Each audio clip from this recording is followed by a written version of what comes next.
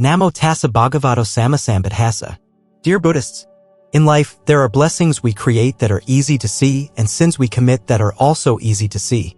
But then there are blessings we create that we are unaware of, and also sins we commit that we don't know about. It's okay if we create blessings without knowing it, but the most frightening thing is to commit sins without knowing it. Later, when the consequences come upon us, we don't know why. The Dharma talk on hidden blessings and sins by Most Venerable Thích Quang will offer us some examples of these hidden sins and blessings so that we can reflect on the actions we have done, are doing, and will do to repent for the karmic obstacles we have created.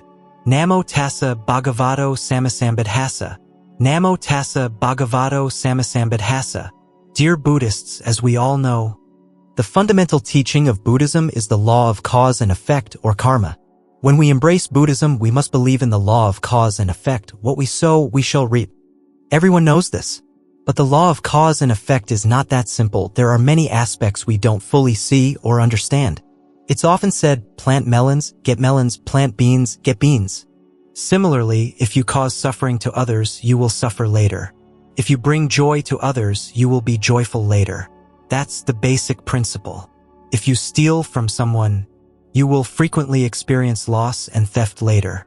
But if you constantly practice generosity, you will later encounter much good fortune and find that your endeavors are easy. The law of cause and effect works just like that.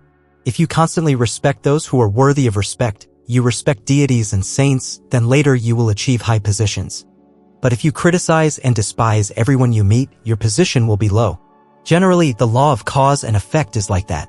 However, the law of cause and effect is very difficult to see completely. If we understand it simply like that, everyone would understand. But life doesn't always unfold that way. It's not always like that. So many people wonder, why do I see that person is wicked, yet they are rich, and that person is virtuous, yet they are poor? Do you, dear Buddhists, wonder about that? Yes? Isn't that right? Many people wonder about it.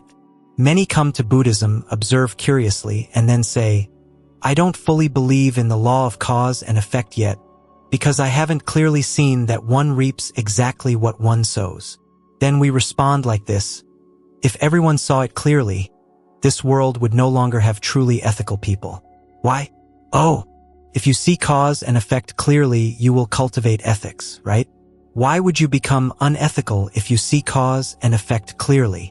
It's because of this, at that point, cause and effect would be like a business transaction, like planting a mango seed to get mangoes to enjoy. In that case, your goal is to get mangoes for your own enjoyment. But cause and effect is not like that. We must do good without knowing what the karmic result will be. That is true ethics. Isn't that right? Helping people because you love them is true ethics. But if you help people because you hope to win the lottery, is that still ethics? No. That's why cause and effect must be hidden. We mentioned this in an article about the hidden nature of the law of cause and effect. If the law of cause and effect were easy to see, no one in this life would dare to do bad deeds. And no one would truly be ethical because everyone would just be helping each other for their own benefit.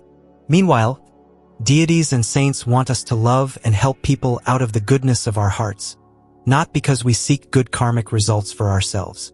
So, the law of cause and effect is not easy to see. Many people from other religions also believe that reward and punishment are matters for the deities on high, not for human beings. Now, they hear that in Buddhism, there's a law of cause and effect that doesn't require deities, but is simply an objective law. Whoever creates what cause, gets what result. Whoever creates what cause, gets what result. It doesn't need the coordination of deities anymore. They are surprised and bewildered. Actually, it's not that deities are not needed at all, they are also needed. But deities must also follow the law of cause and effect. For example, let's say there's the Jade Emperor in heaven, according to our folk beliefs. He is the king who governs the heavenly realm and the earthly realm below. That has been our folk belief for many generations. In our Vietnamese historical stories, there have been many such occurrences. For example, once, Lu Loi met Tran Nguyen Han at a temple. At that time, our country was under Minh rule. That night, that gentleman slept in the temple on his way to find a wise lord. He fell asleep and heard the temple spirit say, "Today, I returned from a meeting in the heavenly court.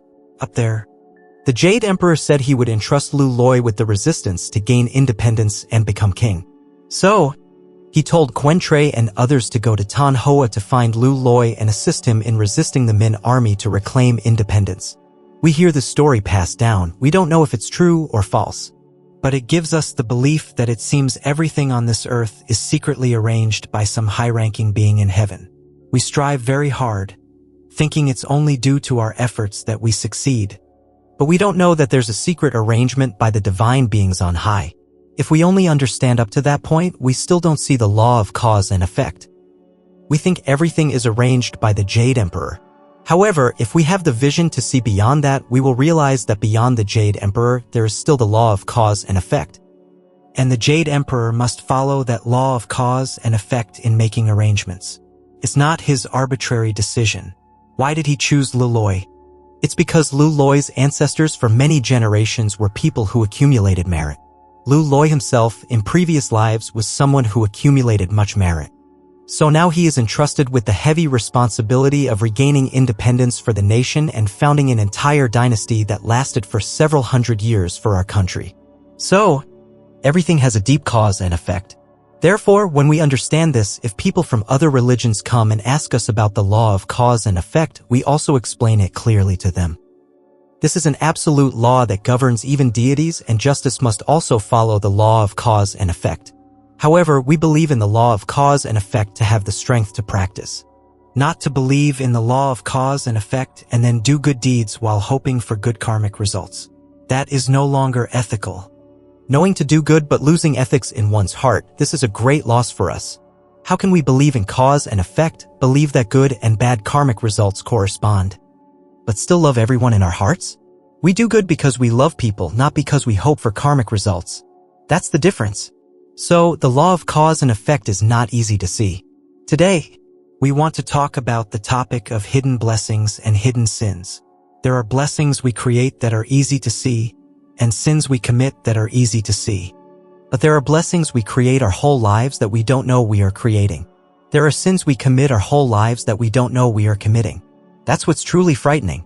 That is, creating blessings our whole lives. Well, it's okay if we don't know, because good karmic results will come to us in this life and the next.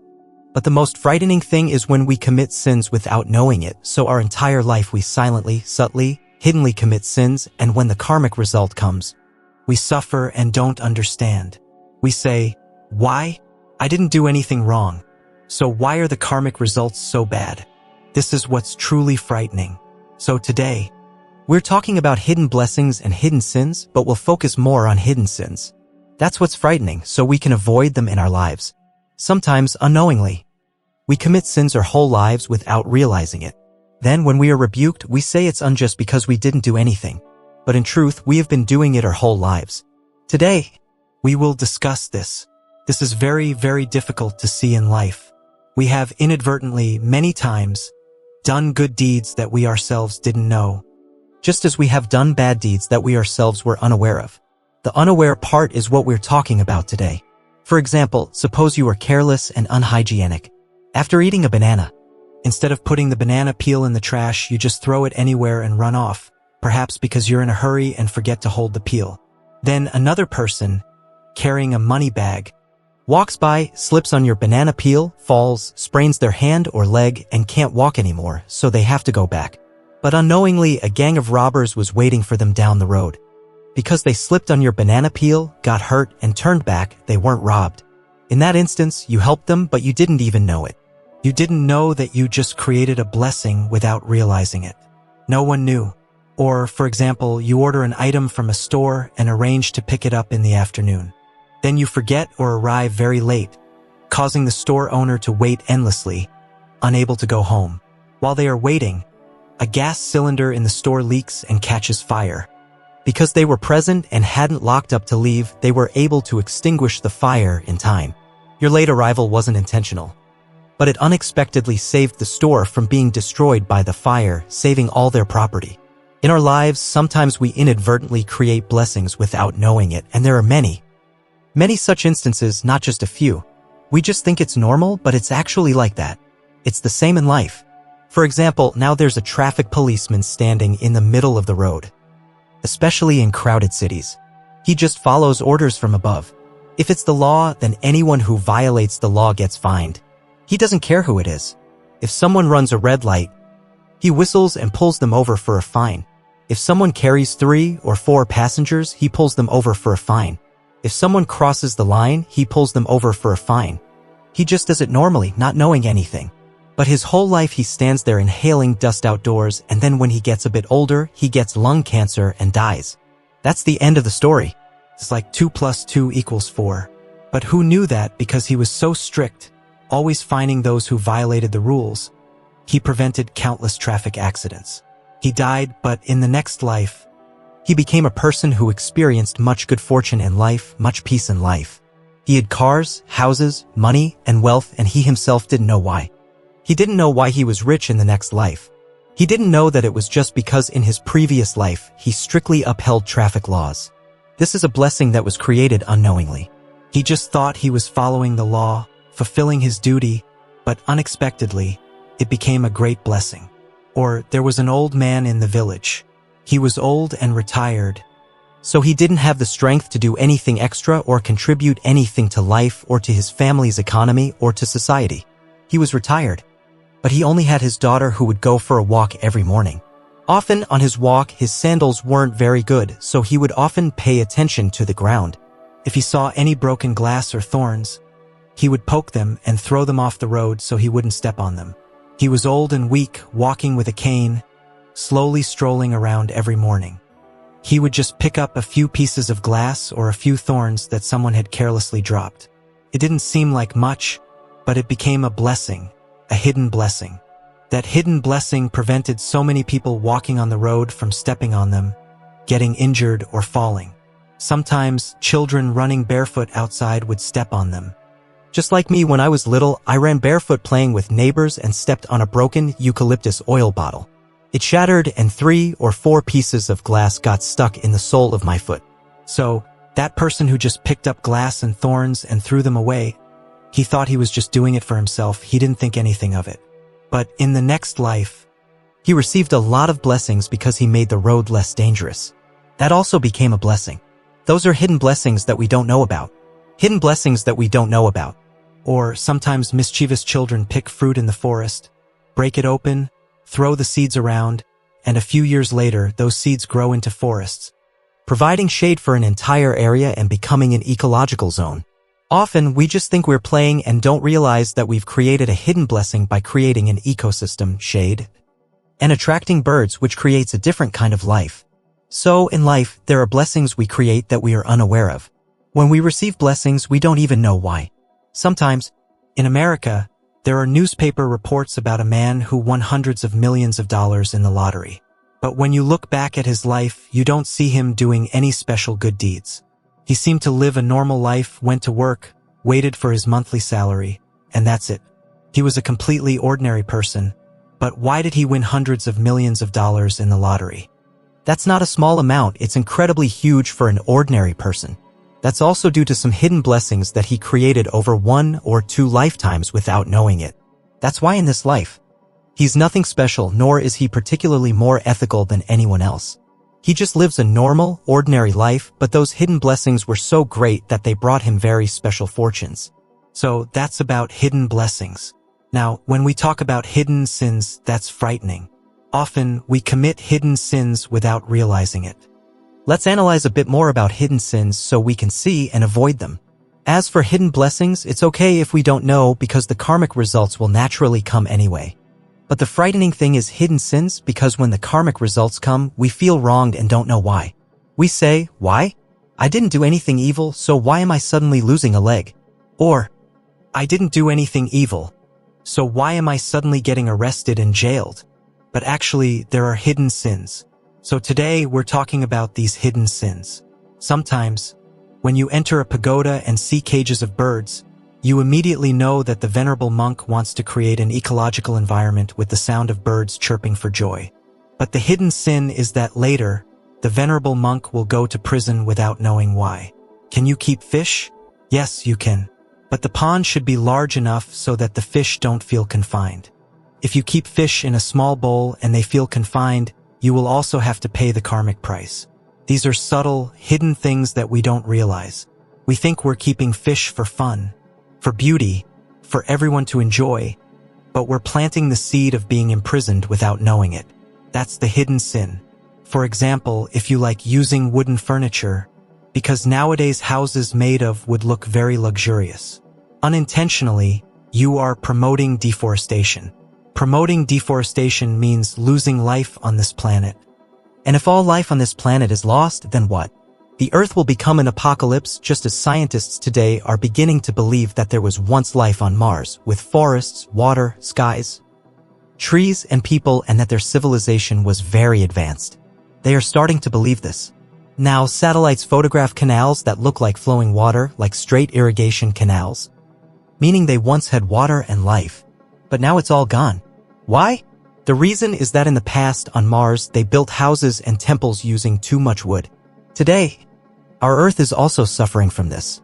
Many people like using wooden furniture, and we are promoting the apocalypse. And if the world dies, our souls will wander aimlessly, not knowing where to go. And we will panic. But Venerable Tien will go to heaven because he builds pagodas with concrete, not wood. So let's limit our use of wooden furniture a bit. Another example, nowadays, there's a serious water shortage in the world. Even with occasional rain, there are warnings about water scarcity. In some areas, people have to walk for 4 or 5 hours to a place, wait for each other, and scoop out every drop of water from a hole to bring back for their village to use. That's how severe the shortage is in some places. In other places, we are just free and easy. Let's try to do a calculation now. For example, how much water do you, dear Buddhists, need to wash your face to feel refreshed? Exactly. How much water do you need to wash your face to make it clean and refreshed? Exactly. Some people say 3 liters, some 2 liters, some 1 liter. Whoever bids lower gets higher points. How much? 1 liter? 2 liters? Anyone lower? Half a liter? Someone says half a liter. Anyone lower than that? Once I went into the forest. At that time I was also working in the forest. There was no water in that area. An old forest worker there told me, I'll show you how to take a shower with just 2 Geigo cans of water. How much is a Geigo can? 1 liter? So 2 liters of water to take a shower. And that day, he demonstrated it right away. He stripped naked and started his actions, how to pour water, how to rub soap all over, and how to rinse. He used exactly 2 Geigo cans and was perfectly clean. He said that a super skilled person would do it like that. So how much water do we need to wash our face? Actually, we only need a small handful of water, just enough to wet us. But we open the tap, right? The water flows, we catch it and wash. While we're washing our face, the water is still flowing. Then we catch more and wash again. It's excessive and we still don't feel refreshed. So we wash more and the tap is still flowing. When we finish washing our face, how many liters? Sometimes it's 4 liters. 4 liters is enough to bathe 2 people. We waste a lot of things. We waste a lot. For example, some people turn on the air conditioner in a room to make it cold, but they also turn on an exhaust fan to draw the cold air out. Will the room still be cold? No, it won't. They feel hot, so they turn on more fans, maybe 3, 1 air conditioner, 1 exhaust fan pulling air out of the room, and 1 oscillating fan. So, how much electricity is wasted? Enormous energy waste, making it impossible for the electricity industry to keep up with investment, adding to the nation's burden. That person is like someone who wastes water. We waste water. Sometimes, like me, when I go to a guest house and see a bathtub, I never dare to fill it up and bathe in it, because I remember that person who bathed with 2 liters. So, I'm more extravagant. Perhaps 5 liters is enough. I don't dare. But I think of the world's water shortage, and water also requires electricity to pump and purify. We live and we constantly waste energy, thinking we have money. I have money, I use it, I pay for it. But you don't realize that having money to pay is one thing, and wasting the earth's resources is another sin. And we accumulate that over many days. When the karmic result occurs, we will be reborn in a place with no electricity, no water, no resources. We will live primitively in darkness, cold, and dirt, like living in a desert, for example. In this life, we waste water. Oh, in my previous life, I was born in a city. I was rich and did good deeds. Why was I born into a desert with no water in this life? Simply because once when you bathed, you used 200 liters of water, you filled the bathtub, right? You soaked in it, then you used soap. Then you drained all the soapy water and filled the tub again to rinse off. One bath used about 300 liters of water. In the next life, you will be reborn in a desert, picking up every drop of water. You have to be careful like that. So, when you see people spraying water freely to water plants or spraying water to wash floors or cars, you know that these people will be reborn in a desert in their next life. We are sitting here now, but in here, some of us will be reborn in a desert in the next life, and we don't know who. Whoever goes home and sees that they keep the water tap running constantly, you will be reborn in a desert. Those are the hidden sins we don't know about. We think, I'm not harming anyone, but no. You're harming the entire earth through your wastefulness. That's also a hidden sin. There's also this, when you have money, what do you like to do? When you have money, what do you like to do? Shopping, right? Good, smart. You look for luxurious items to use, discarding the old ones. People like to shop. The disease of shopping is strange in humans, isn't it? Especially women. Why? People ask, they try to understand the reason why people with money like to shop. It's because when we step into a luxurious store, so many people bow to greet us. We point to an expensive item. They carefully take it, thank us, and are delighted. We pull out money and pay them, and we feel incredibly pleased. We feel proud because we are people who dare to spend money. We feel honored in front of everyone. But we buy so much that we don't use it all. Does that happen? There's a blessing in that because we buy goods, people can sell them and make a living. And the places where they produce the goods, they sell them and make a living. Workers have jobs. So, buying goods has a blessing, it's not without it. But we buy too much. We buy so much that the sellers and producers have to produce a lot to supply us all over the world. And to produce, where do they get the resources? From forests, from the earth, right? From oil. They exploit the earth's resources until they are exhausted to create many goods to sell. After we use them up, we throw them into the trash. That pollutes the environment. So, consuming a lot of goods depletes the earth's resources and makes the earth dirtier. We contribute to the depletion of the earth's resources and the pollution of the earth's living environment. That's a hidden sin. In China today, they are suffering the consequences of this. They produce a lot of chemicals to make fruits grow bigger, to make pigs grow faster. And they produce extremely cheap goods to compete worldwide. Chinese goods are extremely cheap because they exploit all their resources until they are exhausted. Now, the consequence is polluted rivers, no fresh air, depleted forests, and eroded land everywhere. If the entire earth were like China, the earth would no longer be a place for us to live. And the reason is simply why. Only because we crave cheap goods, we buy a lot, and then we throw away a lot. We think those things are not sinful. I have money. I shop, what's wrong with that? But we don't know that those are hidden sins. Hidden sins. But we see that our ancestors' philosophy is still wonderful. Living frugally and spending moderately is the best. Like in the story about Uncle Ho's ethics, there's a story about a soldier eating rice with Uncle Ho. He was in a hurry to go somewhere, so he put down his bowl and rested his chopsticks, meaning he was done eating. But Uncle Ho saw a few grains of rice left in the bowl. Uncle Ho told him, "Eat it all, dear. The people outside are still suffering and lacking so much. How can they be lacking just 2 or 3 grains of rice?" But Uncle Ho insisted he'd eat every grain of rice because he valued the labor of the farmers and taught us not to waste the earth's resources. That's why the party recently launched a campaign to study Ho Chi Minh's ethics because of such small things, but they contain very big meanings. A few grains of rice are very small, but they embody a very great ethic that we must learn and also avoid for ourselves. Today, many people know that. If a grain of rice falls, what do? You pick it up and eat it. Is there anyone here who does that? Yes? But we waste water without knowing. We waste electricity without knowing. We buy things freely and throw away trash freely without knowing. Those things are even heavier than throwing away a few grains of rice. All of these are hidden sins. Now, we walk on the street and see billboards. All the advertisements feature pictures of girls. We don't know if these girls are rich or poor, but they wear very little clothing. Wearing revealing clothes makes young people imitate them, right? When children grow up, they see revealing clothes as fashionable and luxurious. When people wear revealing clothes like that, it makes the trend of interaction between men and women become loose. And when interaction between men and women becomes loose, families easily break apart, and society becomes chaotic. It seems simple, just a billboard with a picture of a scantily clad girl. Yet it's a cause of social chaos and unrest. It's that simple. Or, in our neighborhood, we see a girl dressed revealingly. Do we do anything? Do we do anything? No, nobody does anything. Nobody says a word. That means we let that situation lead to a consequence where society becomes chaotic, right? Because we let it happen. Is that sinful? Yes? Answer yes or no. Yes, it is. So, our silence, our not saying anything about revealing billboards, about young girls wearing revealing clothes, means we are implicitly consenting, and we incur a sin called a hidden sin that we don't know about.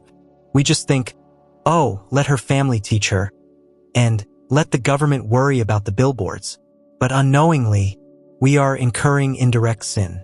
Later, we will be born into a chaotic society, alienated from everyone, living in disorder, messiness, and lacking clothes. Lack of clothes, not enough clothes to wear. For example, if we see a child in our neighborhood imitating somewhere and wearing revealing clothes, we should call them over immediately. We don't need to know whose child it is. We say, whose child is this? This is our neighborhood. We preserve our nation's customs. No one dresses revealingly like that. Go home and change your clothes before you pass. If you still want to go, then step over my dead body. Because they'll be scared, they'll turn back and change their clothes immediately. Do you dare to say that? Dare?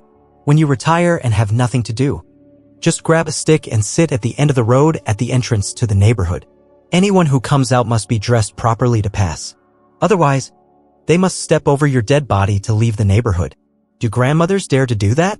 But in truth, if we just say one word like that, our neighborhood will gradually get better. But usually, we don't say anything. We are too passive. That's what's called village solidarity or village customs weakening and loosening. So no one reminds anyone anymore. In the countryside, in the past, that didn't happen. In the countryside, in the past, they didn't care whose child it was, whose family it was. If a child was misbehaving, an elderly person would call them over immediately, admonish them and teach them. Wasn't that right? For the older folks here, wasn't that right? Meaning, a person in the community of the village had responsibility for the entire village and would immediately admonish and teach. But now it's everyone for themselves. Everyone takes care of their own business, which makes the community spirit of the village weaker and looser, and our society is also more prone to breaking down. Now, as the elders get older and have nothing else to do, let's take on the responsibility of preserving the culture for our village. Any young person who speaks inappropriately, call them over and scold them immediately. Swearing, using vulgar language, call them over and scold them immediately. Dressing improperly, call them over and scold them immediately. If you do that, you will gain blessings. But if you remain silent, you will incur sin. So, the elders must make an effort, can they? Try to do that, okay? I once heard a story about a Buddhist practitioner from our pagoda. One morning, he went jogging for exercise on a road with a row of trees. There was also a group of young people jogging there, but these young people were jogging and talking loudly, shouting and swearing. Our Buddhist practitioner was very annoyed. After the third day, he couldn't stand it anymore. He stopped the group and said, I want to give you some advice. When you jog in the morning, please don't talk so loudly and don't swear, so that children don't imitate you, and it's also polite and civilized. The young men, seeing another young man, got angry. Who are you to stop us? How do you give us advice? The Buddhist practitioner replied, I'm giving advice for the common good of our neighborhood. And when I stand here to stop and advise you, I'm ready for a fight. This person was also brave and had some martial arts skills. I'm ready to fight if you want to. Are you listening? He was also brave. But thanks to that piece of advice, our neighborhood gradually improved. Therefore, raising our voice to stop a bad culture, a wrong lifestyle, a revealing way of dressing, is contributing to saving our community. But if we remain silent, if we do nothing, even if we don't agree with the bad things, our silence means we are incurring a hidden sin. In the next life, we will naturally be unlucky and won't know why. We'll say, I didn't harm anyone, so why is my life so miserable? It's only because we were silent that our lives are miserable. It's only because we weren't bold enough to give advice to correct something that our lives are miserable. That's just how it is. So now we must help our abbot. Have you all taken refuge in the Triple Gem, dear Buddhists? Have you all taken refuge? Yes, you have, right? Anyone who hasn't taken refuge, please raise your hand. Oh, there are still a few. Just a small number. We have already taken refuge, so our part is done, right? Is that right? Don't you dare. No, not at all. Why? We must bring our entire family here for the abbot to administer the refuge vows. Only then can we prevent the calamity of bad religions coming to our nation and country. If we Buddhists cannot do that, we are incurring a hidden sin, meaning we are leaving gaps for other religions to infiltrate. Now, our whole family has been brought to the pagoda to take refuge. So, is that it? Is that done? This time, you're smart enough to say, not yet. That's right, not yet. Because what about our neighbors? There are still people who don't know the Dharma. So we still can't rest. We must bring our neighbors to Phap Tien Pagoda to take refuge next. Only then can we temporarily say it's done. Is it done? No, don't dare say it's done. Go to another neighborhood, too. Are there people who don't know the Dharma? Who haven't come to Phap Tien Pagoda to take refuge? Seek them out. This kind of work seems like we're being meddlesome. Like we're just wasting time, but unknowingly we are protecting our country. The act of bringing everyone to the pagoda to take refuge. The act of bringing the Dharma to this home and that home so they understand Buddhism deeply and live good lives, we think that's a frivolous matter. But we don't realize that we are soldiers protecting our country from future chaos caused by bad religions. The merit will be immense. But if we do nothing, if we just take refuge ourselves and don't care about our family, neighbors, relatives, etc., we are incurring a hidden sin. Don't think, oh, I've taken refuge in the triple gem, so I won't fall into the lower realms. Is that right? Yes, if you've taken refuge and live by the precepts, you won't fall into hell, hungry ghost, or animal realms. That's true. But you will be reborn in a country where there are gunshots today and bombs tomorrow. Will you live peacefully? No, you won't. It's true that you won't fall into the lower realms. But being reborn as a human in a place with constant war is also very miserable. At that time, we will crave peace. Why not now help the abbot bring the Dharma to every corner of every house, every village, every hamlet? That's how we protect our country. Then, not only will we not fall into the lower realms, but we will also be reborn in an extremely peaceful and happy place, the heavenly realms. Or, if we remain in the human realm, it will be a very rich and civilized country. At that time, Vietnam will have become rich and civilized for us to live and enjoy.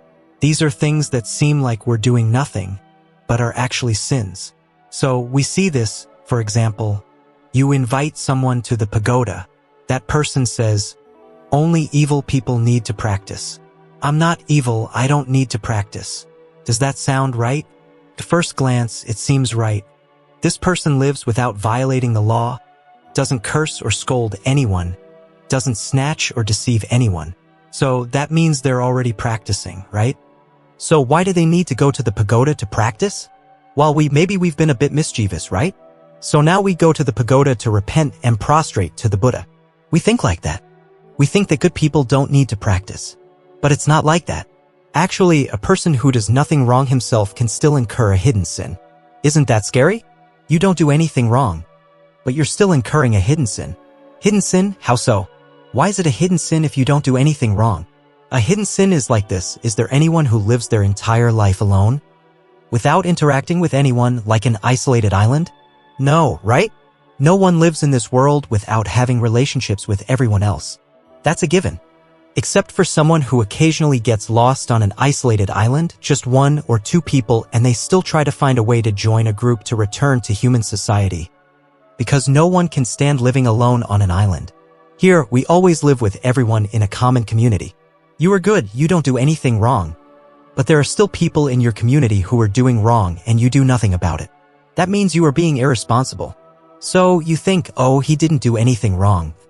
So why do you say he has a hidden sin?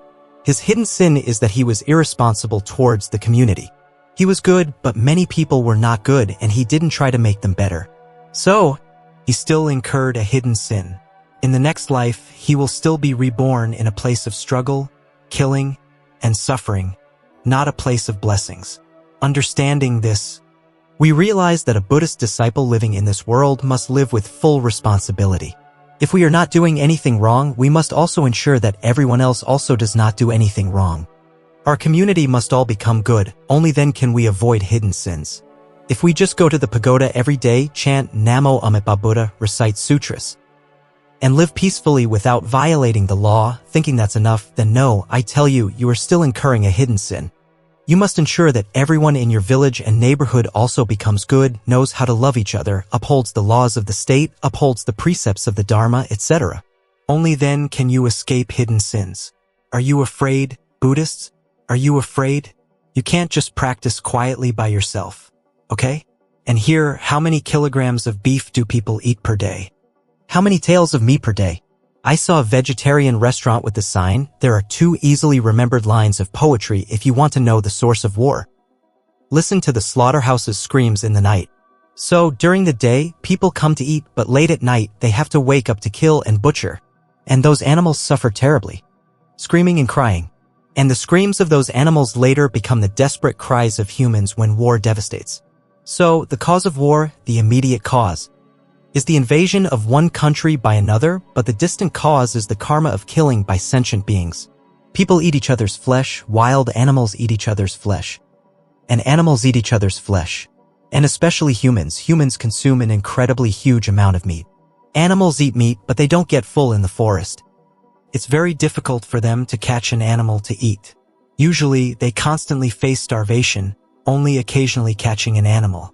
But humans have very advanced hunting and fishing techniques. They can kill many animals.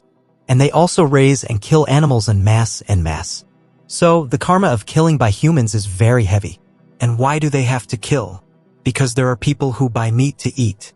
People buy meat to eat, so when we buy meat to eat, we are promoting the slaughter in the abattoir. We are promoting it. When we eat meat, do we feel healthy? It feels incredibly delicious and healthy. In that deliciousness and health, we have brought along the seed of sin, right? Because we have brought the karma of killing into ourselves. Although our bodies are healthy and our mouths taste good, the seed of sin has fallen into our hearts every single day. Now, if we live our lives and use that health to enjoy ourselves, play gambling, dance, eat and drink, cause trouble, sing, and carouse, then what? We are accumulating more and more sin. But if we eat that piece of meat, gain strength, and then go help the people and the country, then that sin is resolved, right? And if the help we give to the people and the country is too great, sometimes it's even greater than the sin of eating a piece of meat. Sometimes it's like that. If we do less, then that small blessing will partially offset the sin of killing. But if we eat meat, get healthy, and then go carousing and playing, the sin is very heavy. Such a person will surely fall into the lower realms. Therefore, if anyone still has to eat animal products or meat, they must think like this. Firstly, I eat this to gain health, but what will I do for life to compensate for that sin? You must think about that, okay? You must think about it. Especially if you find that you can't do anything beneficial, you must be sure that one day you will be reborn into the belly of an animal again to be slaughtered by people, or into a country at war to be ravaged by bombs and bullets. That is absolutely certain if you cannot do anything good. Secondly, do you have to eat meat every single day? Is it really necessary? Is it necessary? No. Yet many people eat to be healthy, consuming several taels of meat a day, then they get obese. Then, being afraid of obesity, what do they have to do? They have to go jogging, buy exercise machines and run to burn all the energy and get slim again. After they feel tired from running, they order a plate of meat to eat again. Then they gain weight. And running doesn't do anything for anyone. They run vigorously, but their effort doesn't benefit life at all. So, sin just accumulates upon sin. Their body is full of seeds of sin. Therefore, is it too necessary for us to eat meat and fish every day? No. So, if anyone cannot become a full-time vegetarian, they must at least reduce it. Reduce it. We should only eat meat 1 or 2 days a week. That's still enough for our body, and we won't have to bother with jogging to maintain our figure, saving time and effort. So, we should only eat animal food sparsely, 1 or 2 days a week, and on other days we should eat vegetarian food. If you say you don't know how to cook vegetarian food at home, you should go to the pagoda. Go to the pagoda and ask the Venerable monks to teach you how to cook and eat. The teacher and disciples eating together is very joyful. Whenever you see the teacher running out of rice and looking a bit sad, bring rice and contribute. Don't worry about anything. But if anyone can become a full-time vegetarian, that's very, very good. If anyone vows to be a full-time vegetarian, that's excellent. Otherwise, if you still have to eat meat, remember, don't eat it every day. or sin will accumulate upon sin. And to avoid that sin, you must do many good deeds for life. But if you live a mediocre life, thinking you don't do anything good for anyone, yet you eat meat and fish every day, then beware. You are accumulating sin in your heart every day, every hour, which is very frightening. Therefore, you must reduce it. Eat meat only 1 or 2 days a week. For example, now we have spare money. Some people have a few $100 million to spare. They see a plot of land and buy it just to keep. What for?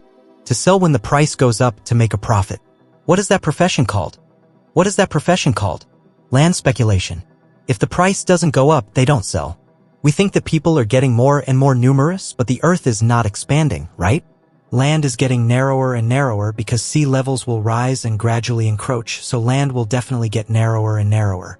People are getting more and more numerous, so land prices will definitely go up. People buy in advance to keep it. So, the more people who speculate like that, the faster land prices will rise. A little bit. For people who buy like that. Land prices also go up, but slowly because the human population is increasing, so land prices will definitely go up, but slowly. But they go up too fast because too many people are speculating in land in that way. If they have money, they just throw it out to buy land and keep it, pushing land prices up quickly. And when land prices go up quickly like that, who suffers? Who suffers? The poor suffer because their ability to buy a piece of land becomes further and further out of reach, right? They say, I'll try to save 100 million for a piece of land, but then it goes up to 200 million. They try to save 200 million, then it goes up to 400 million because people keep speculating. So, the poor are getting further and further away from being able to buy a house or a piece of land. And whose fault is it? It's the fault of those who buy land to keep. And everyone wants to do it. Because buying land for speculation is easy. You don't have to work hard, or the government just stamps your ownership certificate, and that's it. You keep it, no one can dispute it, and you don't have to pay workers. And later, if the price goes up, you sell it and make a profit. But we don't realize that it's a hidden sin. Making land and housing gradually move further and further away from the hands of the poor. So, we see that there are things we see as normal, things everyone does, and we do them too. But unknowingly, they are hidden sins. For example, let's look at a factory. A factory must have wastewater. After treating chemicals, it's dirty and we dump it into the sewer. The sewer flows into rivers and lakes. When rivers and lakes are contaminated with chemicals like that, the creatures living nearby gradually die. But before they die, they are poisoned. Then, humans catch those creatures, like fish, and eat them, and then humans also get poisoned. Is that sinful? Is it sinful? Yes, it's a very heavy sin. So, discharging untreated wastewater into rivers and lakes is a very heavy sin. And many people who build factories don't bother to treat it to save costs, to reduce costs. They discharge dirty water into sewers, rivers, and lakes, making the earth dirtier. And many creatures can no longer live. They incur very heavy sin. If you go to Saigon, you will see rivers right in the heart of Saigon and rivers in the outskirts of Saigon that are incredibly dirty. No life can survive there anymore. If you have to row a boat through it, you will be scared. Around you is black, dirty water, no life exists at all. Simply because people discharge untreated wastewater directly into the sewers. And the sewers empty directly into the rivers. The entire Saigon area no longer has any poetic rivers. The water is black, dirty. Many times, the venerable monks also have to release living beings. We go to a fish farm, buy several quintals of fish, and make a blessing by praying for someone. Then they put fish into bags, put ice in, pump oxygen, bag by bag, a whole pile. Then the boat goes to find clean water to release the fish. They travel countless kilometers of river, far, far away from the city, to find a place with clean water to release the fish. But around Saigon, there is no more water. It's extremely dirty, simply because we don't treat wastewater. All of those are obvious hidden sins. That's for lay people. Now, let's talk about the venerable monks. Do our venerable monks who live a virtuous and disciplined life have sins? Do they? It seems like they don't have sins, but just one small carelessness. And the venerable monks also incur sin. It's not easy. For example, if the venerable monks popularize a certain practice method, and after people hear about that practice method, they become irresponsible towards life, They no longer care about this country or humanity. Then that destroys everyone's soul and compassion. That is also called a hidden sin. This is about the venerable monks. They are diligent in practice, assiduous in practice, but they encourage everyone to practice some kind of liberation that we don't know about. But after people follow that practice method, they turn their backs on life, become irresponsible towards life, and don't care how others live. Then those people's souls become dry. The disciples' souls become dry because they no longer love anyone, no longer have responsibility towards life.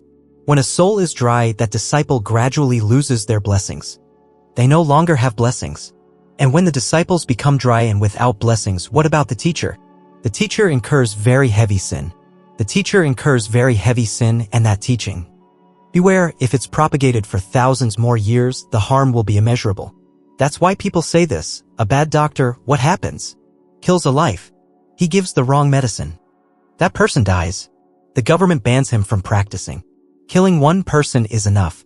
But if it's a bad teacher, what happens? Destroys an entire generation. We teach countless generations of students, and they all go out and do wrong. If it's a bad feng shui master, how many are harmed? Harms an entire lineage. In the past, they believed in feng shui. If you bury ancestors in the right place, descendants prosper. If you bury them in the wrong place, the lineage declines. They believe that. Of course, there's karma behind it. But feng shui masters say so they believe that if you're a bad feng shui master, you harm a whole lineage. But if you're a bad spiritual teacher, you kill how many generations? How many human beings because of your wrong ideas sown into people's hearts, which are then passed down from one generation to the next? So don't think the venerable monks have no sins. You see venerable monks practicing like that, so solemn, so dignified, so venerable, but if they are not careful, venerable monks can still incur sin if they teach a wrong method of practice where people practice and their minds are not stable. Where people practice and their hearts become dry and can no longer love anyone. Then their disciples lose blessings, they have wrong views, and the teacher himself will fall into the lower realms. And that evil is sown for many lifetimes. This is very, very frightening. We say that when we practice, we don't need to become a Buddha or a saint yet, but we need to do what? The more we practice, the more blessings we must have. And a person with blessings is a valuable person in this life. A person without blessings, no one wants to look at them. When people see us, they feel bored. Cause and effect is very natural. Even if they don't want to despise someone, it's precisely because we lack blessings, because in the past we didn't love anyone, we didn't respect anyone. We didn't help anyone, so now we no longer have any attraction to anyone. We are there, but people don't care about us. That's because we lack blessings. So, in practice too, we don't need to talk about ultimate liberation or enlightenment, becoming a saint or a Buddha. We just need to accumulate blessings day by day, to have value first. That's already very, very valuable. So, the teacher must first teach the disciples to do many good deeds. But if the teacher teaches the disciples without reminding them to do good deeds, or even despises the act of doing good deeds, saying, just cultivate the mind, no need to do good deeds, then that teacher has destroyed the fundamental merit of their disciples. The disciples cannot create fundamental merit. Those disciples lose blessings, lose value, and the teacher also perishes. Those are also hidden sins that we hear and just assume our teacher is always profound, always telling us to practice, so the teacher must be good. But unknowingly, when he tells us to practice, he's making a mistake. He's incurring a hidden sin that we don't know about. So this is very, very concerning. Therefore, when we come to the Dharma, when we learn the Dharma, we must always be careful to find a true teacher. That's why. For example, now there's a teacher who teaches his disciples, if you recite this sutra, you will receive immeasurable blessings, no need to do any other good deeds. The disciple believes him and spends all day just reciting sutras, not doing good deeds. Unknowingly, the teacher is spreading a wrong teaching. How can reciting sutras create blessings? Reciting sutras is only repeating the Buddha's teachings to cultivate good intentions in one's mind. And then one must step out into life and do good deeds externally, loving sentient beings. That is true blessing. Reciting sutras is just learning. How can reciting sutras create blessings? But many people have created the illusion that reciting this sutra brings immeasurable blessings. That's a mistake in our Buddhism. And the disciples become complacent and delusional. Every day they go to the pagoda and recite, thinking they are accumulating great blessings. That complacent delusion kills their lives. They no longer need to create blessings, and in the next life, they will have no blessings. So, believing without fully understanding is very dangerous. For example, in the past, Emperor Liang Wudi of China was a very devout emperor. He was so devout that sometimes he would put on a monastic robe and preach the Prajnaparamita Sutra to his court officials. Even monastics had to sit and listen to him preach about Prajnaparamita. He was that devout. In the Prajnaparamita Sutra system, there is a sutra called Human King Sutra for protection of the country Prajnaparamita. In that sutra, there is a passage that says if foreign invaders come, the emperor should set up a Dharma assembly and recite this sutra, and the invaders will retreat on their own. Later, it actually happened. At that time, Ho Jing revolted and besieged Emperor Liang Wudi's capital.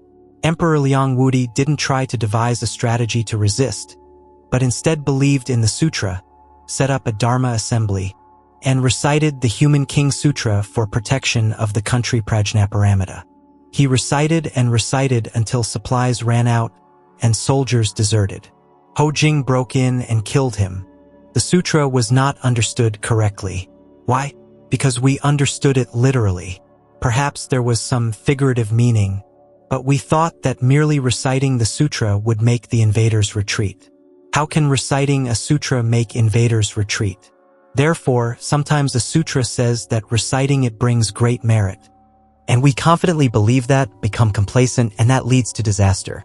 Blessings are created by how we live with people, what we do for this society, for these people, for this country, for humanity. Only then can blessings be created. But if we abandon everyone and just turn inward to recite sutras, how can blessings arise? These are complacent delusions. And if we keep spreading them, we also incur what is called a hidden sin. We commit sin without realizing it. We think we are right, but unknowingly we are wrong.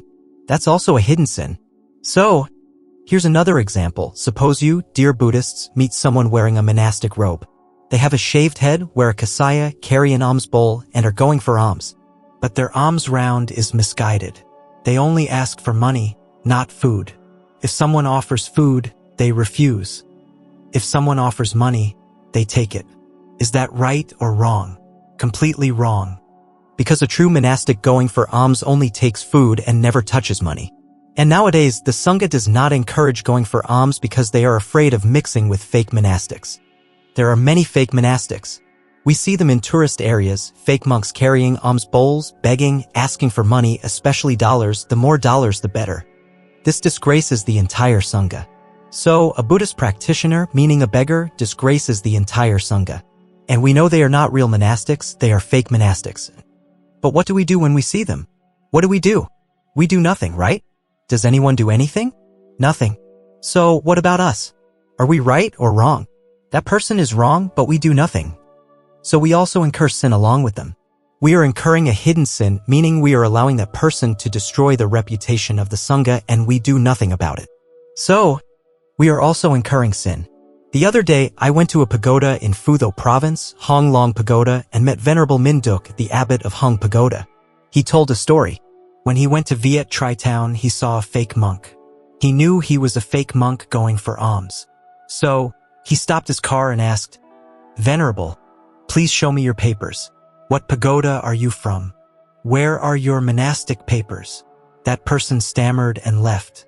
So, just speaking up like that brings blessings. Because you are preventing them from using the guise of religion to engage in worldly affairs. So, from now on, dear Buddhists, if you see a monk going for alms like that and clearly see that he is accepting money but not food, he is a fake monk. You must immediately go and ask, "Venerable, where are you from? Which pagoda? Show me your papers. Can we involve the police?" You must do that to protect the reputation of the Sangha. Or, now we see an official who has degenerated, become corrupt, and taken bribes. We know it clearly, but we say nothing. So, is that right or wrong? That person is wrong. That person violates the law. We also incur a hidden sin. Therefore, a Buddhist disciple must do what? Must assist the state in fighting corruption. If you know someone is corrupt and you remain silent, you are incurring a hidden sin. You seem to be doing nothing, but you are incurring sin every day. Or we see a gang of gangsters running rampant, wielding knives and slashing people, wielding sticks and beating people, brazenly controlling the entire village and neighborhood, providing protection, etc. We know it, but we are afraid and say nothing. We don't report it to higher authorities. We just remain silent. So, what are we also incurring? Hidden sin. A very, very dangerous hidden sin. Therefore, dear Buddhists, you must know that in life, there are things you don't do, but you are still incurring sin. You see wrong things like that, you remain silent, you are incurring sin. Okay? Today, we are talking about the topic of hidden sins or hidden blessings and sins. We are also talking about cause and effect, but the difference is this: we are analyzing things where our naked eyes cannot see the sin or blessing. It is hidden deep within. And we think we are not involved, but unknowingly we are involved. And as I've been telling you, have we been involved in many? Have we? Quite a lot. So, from now on, when we look at cause and effect, we must look to that deep, hidden place to know that this is a hidden blessing, that is a hidden sin. And we must try even harder. We pray to the Buddha to grant us clear and sharp wisdom so that we can avoid such hidden sins, and so that in this life, no matter how we live, no matter what we do, there will only be blessings. Blessings that are easy to see or hidden blessings. And as for easily seen sins, we already don't commit them, but we must also be alert enough to see and avoid hidden sins too. Okay, we have a poem. Walking through life, facing many evils, we cannot be indifferent, ignoring the spreading darkness. For one day, we too will weep and lament. When evil has ravaged the whole world, walking through life, do not hesitate or wait. Step forward and bring goodness and benefit to everyone. For when others are happy, we too are happy. When the lamp shines, everywhere is illuminated. Namo tassa bhagavato sammasambudhassa.